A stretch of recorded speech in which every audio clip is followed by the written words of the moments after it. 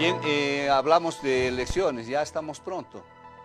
Faltan unos cuantos días para ir el día domingo y hacer nuestra votación respectiva, ¿no es cierto? Para hablar de este tema, estamos ya con Israel Quino, está en el estudio junto a nosotros, el abogado constitucionalista. Israel, muy buenos días, muchísimas gracias por atender como siempre nuestra invitación y bienvenido al programa.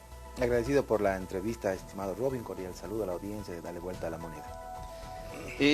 ¿Cómo analiza Israel en la actualidad? Ya se ha presentado por C.S. Mori una última encuesta, ¿no? Porque esa es la última, no creo que haya más, no creo que lo hagan hoy ni mañana, ya es difícil, complicado. ¿Cómo analiza Israel el tema de esta última encuesta presentada por C.S. Mori? Sí, en realidad son 4 empresas, Robin, ¿no? Ipsos, C.S. Mori, Jubileo y Mercados y Muestras.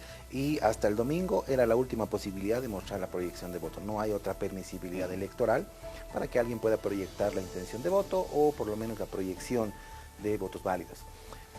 Existen, ¿no? 3 variables, estimado Roy, para analizar el tema de la última encuesta. Primero, la proyección de la intención del voto, la variabilidad electoral y el voto válido. Respecto a la proyección del voto, por cómo está, por cómo se ha tomado las radiografías en los últimos 4 relevamientos de información estadística, en el último, ¿no? El reciente de este domingo, están a 0.9% de ganar en primera vuelta el movimiento al socialismo. Si esta proyección de voto se mantiene así, indudablemente habría un ganador en primera vuelta en el país, que sería el candidato Arce. Si analizamos desde la variabilidad electoral, existen por lo menos 3 factores. El primero, respecto al voto en el exterior, que definiría ese 1% restante. El voto cruzado, por supuesto, en las circunscripciones uninominales y en virtud a lo que ocurre en los departamentos.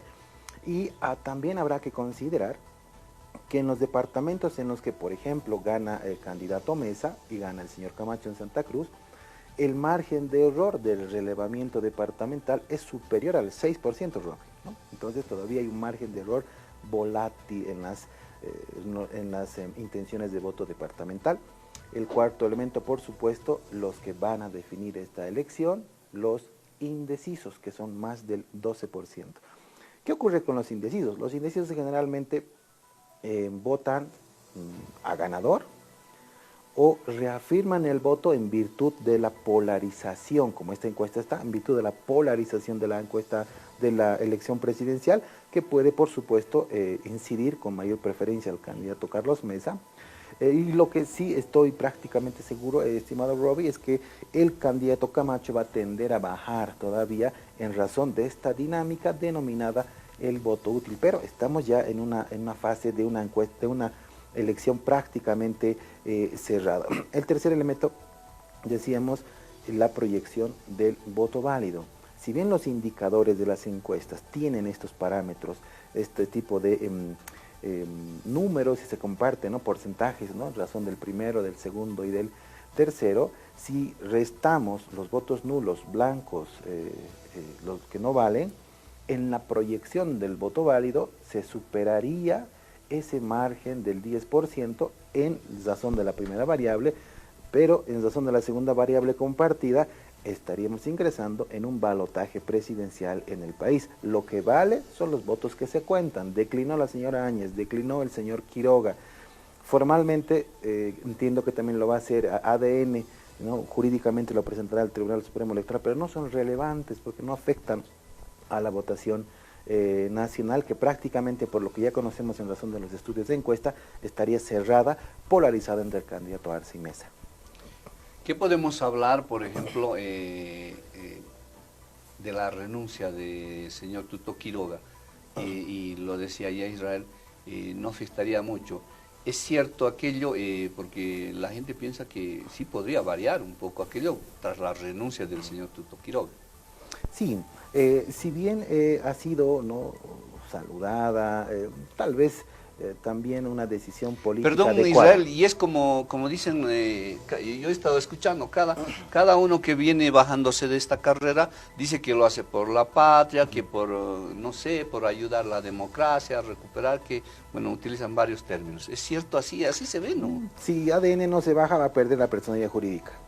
Si no se bajaba Tuto, estaba en riesgo también su alianza, ¿no? Porque está el MNR ahí. Exacto. Entonces, quienes en todas las muestras ni siquiera han llegado al 3%, que es el mínimo que se exige la norma, entonces están obligados a bajarse, ¿no? Porque van a ser sancionados. Claro, ¿no? y además económicamente, ¿no? Van a ser sancionados. Entonces, ese cálculo, por supuesto, que es político, más allá de patriótico, ¿no? Y cálculos fríos, ¿no? Además son pues números reales, ¿no? Por más insistencia que se haga, por supuesto saludable el tema del debate presidencial, donde se ha lucido el señor Quiroga, eso por supuesto de lejos que ha sido así, pero las estadísticas, la intención de voto, el pueblo tiene ya una preferencia marcada, dos candidatos polarizados. ¿Qué ocurre con el señor Camacho? El señor Camacho, de ser un total desconocido en noviembre del 2019, hoy es el líder de la tercera fuerza política más importante del país. Entonces, que si se baja es, si no improbable, imposible. ¿Por qué? Por su proyección política. Entonces, no lo va a hacer el señor Camacho, no se va a bajar de la candidatura. Va a mantener su tercer lugar porque le va a permitir, entre otras cosas, negociar la presidencia en diputados, la presidencia en senadores, que le va a hacer, va a generar el denominado voto de oro. Pero yo te pongo un ejemplo, Roby. Hace 2 legislaturas, el MAS tenía empantanado el Senado. Y le dieron la presidencia al senador Villavicencio de Unidad Nacional por Pando. Con la presidencia en Unidad Nacional, el MAS gobernaba el Senado. Y generaba, no, porque tenía diputados, claro. Presidencia en diputados, le faltaba el Senado, pero le dio la presidencia a Unidad Nacional y extrañamente por los fenómenos políticos que ocurren en los acuerdos, gobernaba sin ningún problema en el legislativo, ¿no? Sí. Entonces, tampoco es garantía que senadores, ¿no?, de otras fuerzas políticas, si bien pueden llegar por otras fuerzas políticas, llegado el momento pueden generar gobernabilidad por acuerdos políticos internos, en virtud de qué intereses, por supuesto democráticos, pero siempre va a ser sugestiva ese tipo de alianzas. Es cierto, totalmente, ¿no? Me voy a la siguiente consulta, Israel. Tú lo decías, ha aparecido de la nada el señor Camacho, aparece de pronto y ahora se ve en un tercer lugar. Haciendo un análisis, obviamente el tuyo, ¿proyecta Camacho a quedarse como tal vez un líder de aquí, a ver, solamente a 5 años, digamos, 5 años? ¿Proyecta como tal vez un personaje que pueda ir trepando más y más en la política? Indudablemente. Si hay ganador en primera vuelta, el calendario electoral dispone que hasta la segunda semana de noviembre ya haya transmisión del mando presidencial. Una vez que haya transmisión del mando presidencial, la ley dice que 2 días después se convoca a elecciones subnacionales, alcaldes y gobernadores.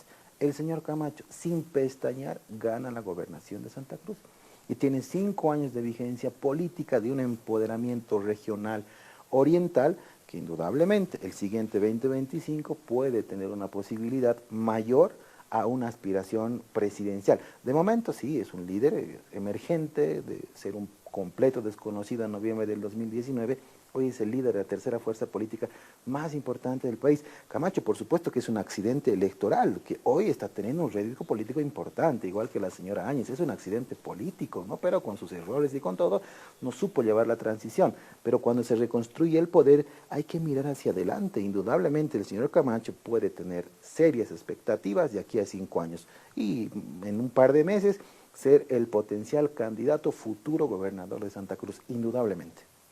Puede seguir los pasos de Costas, ¿no? Sí. El efecto Costa, sin embargo, no se ha nacionalizado, no es un líder nacional, ¿no? Pero ha generado un liderazgo oriental importante que no ha salido de Santa Cruz, quizás con demócratas hasta Beni y una fracción por Cochabamba, ahí, ¿no? De Cochabamba con alcalde Leyes, pero más nada, pero quizás el efecto Camacho tenga otra razón de ser, otra naturaleza de ser, por su liderazgo, porque es joven y además va a tener de 1 año de su existencia en la vida política, cuando menos más de 3 senadores, y eso es sumamente importante, una bancada minoritaria pero representativa en diputados, por supuesto que es un éxito electoral.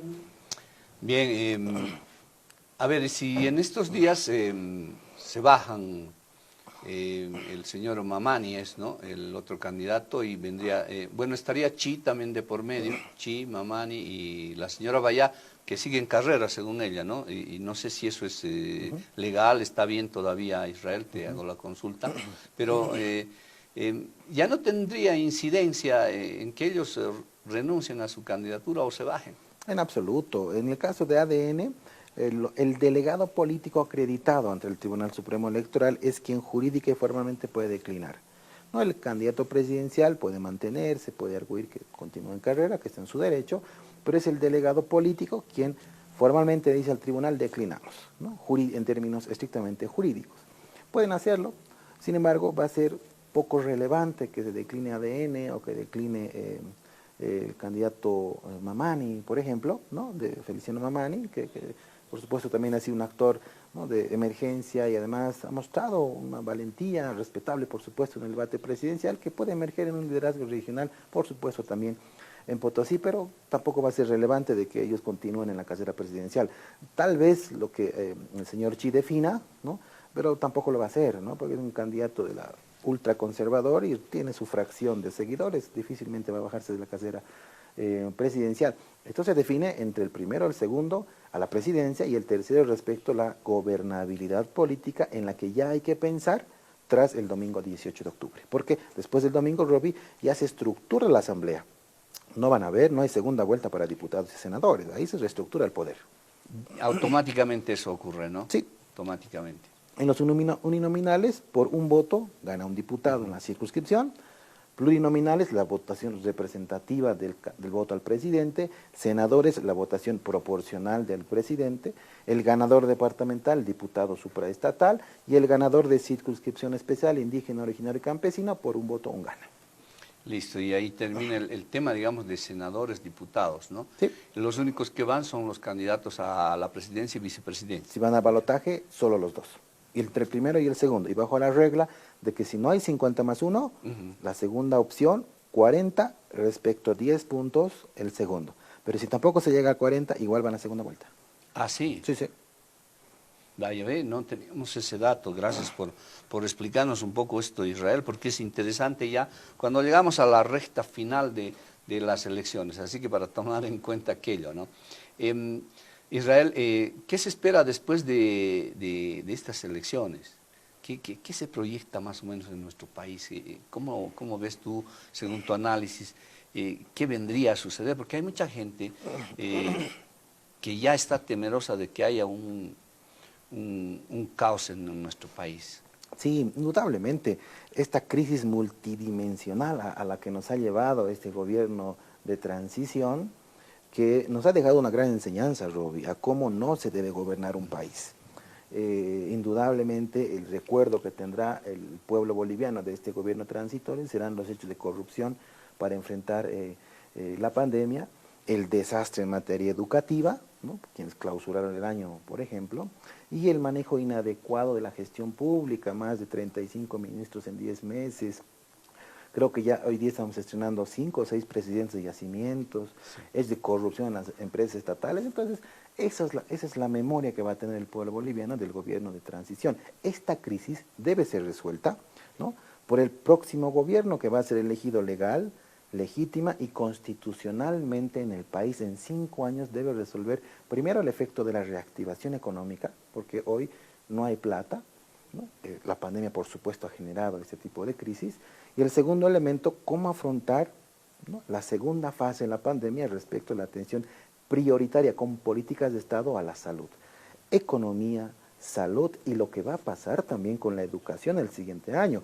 El siguiente gobierno tiene que pensar muy bien a quién va a posesionar como autoridad en el Ministerio de Educación, porque nuestros niños, la educación de las futuras generaciones va a depender de las políticas que genere esa autoridad. Ojalá que no se equivoque, como lo hizo este gobierno de transición, de componer a un candidato presidencial perdedor como ministro de Educación, que no supo hacer las cosas. Esperemos que el siguiente gobierno lo pueda resolver. Pero lo que queremos los bolivianos es reconstruir el poder político, pero también de manera pacífica, con tolerancia democrática, aceptando los resultados que vayan a generarse de aquí en adelante, después del día domingo, pero convivamos en paz, en democracia, porque todos, nuestro pueblo, debemos, ¿no?, pasar a la segunda fase de la pandemia en virtud a, por ejemplo, cómo se enfrenta la salud, mejorar nuestro sistema de salud, refinanciar, cambiar el presupuesto del Estado para que, el primer acuerdo político para que se priorice el tema de la salud,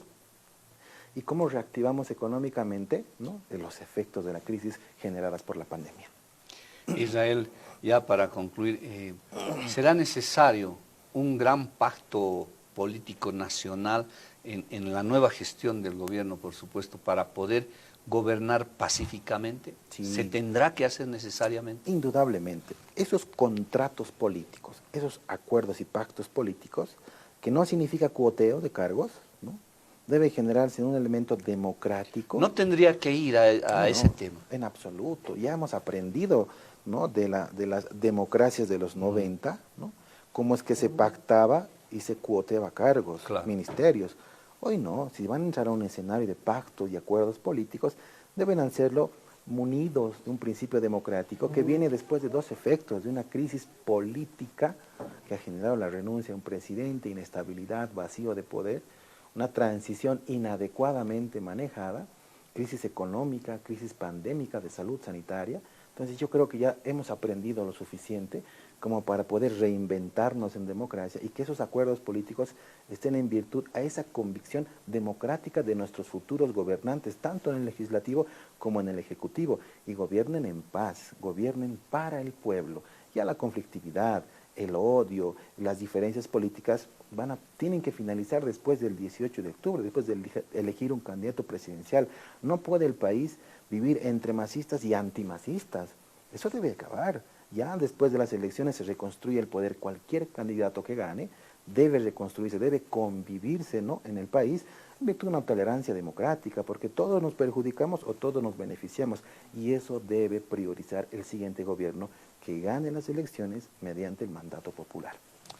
Israel, para concluir ya, aprovechando siempre que estás acá con nosotros, ¿qué fenómeno ocurre o por qué se ocurre este fenómeno? Ayer analizaba yo, y es todos contra uno. Sí, sí. Nunca, yo por lo menos nunca he visto este modo de hacer política, no sé cómo llamarlo, pero en todo lo que recuerde yo, nunca había visto que todos ataquen a un solo frente o a un solo partido. ¿Por qué ocurre este fenómeno? Sí, yo creo que 14 años en la historia política del país, por lo menos reciente, se ha generado un gobierno, cambios importantes de transformaciones históricas, sociales, político-económicas, ¿no?, que les ha generado indudablemente un desgaste.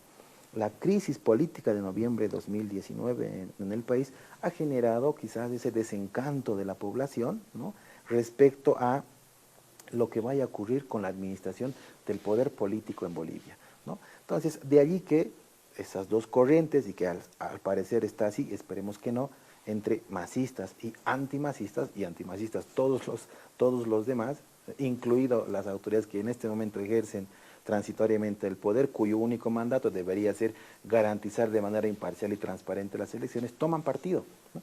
Pero ya no puede ser así. Ya creo que en el último tiempo, tras los 14 años, es un primer momento en el que todos contra uno, pero también son reglas democráticas y están en su derecho, ¿no? Cuestionar aquello en términos políticos quizá poco probable. Lo que sí es cuestionable que entre esa dualidad existan hechos de violencia, hechos de intolerancia democrática, insultos, acciones racistas. Eso es intolerable, eso no es concebible, ¿no? Y eso debe superarse necesariamente en este tiempo democrático. Esperemos que en el siguiente domingo, tras las elecciones, podamos reconstruir el poder político vía las urnas para recuperar nuestra dignidad democrática como bolivianos. Bien, Israel, muchísimas gracias por haber estado con nosotros. Lo voy a comprometer a Israel que esté con nosotros después de las elecciones, para ver cómo se han llevado a cabo las elecciones y todo aquello que implica, pues, seguramente un nuevo gobierno. Bueno, no sabemos todavía qué es lo que venga a suceder. Muchísimas gracias, Israel. Será pues hasta otra oportunidad. Con el mayor agrado, estimado Roby, que gane la democracia. Muy buenos días. Bendiciones en sus hogares.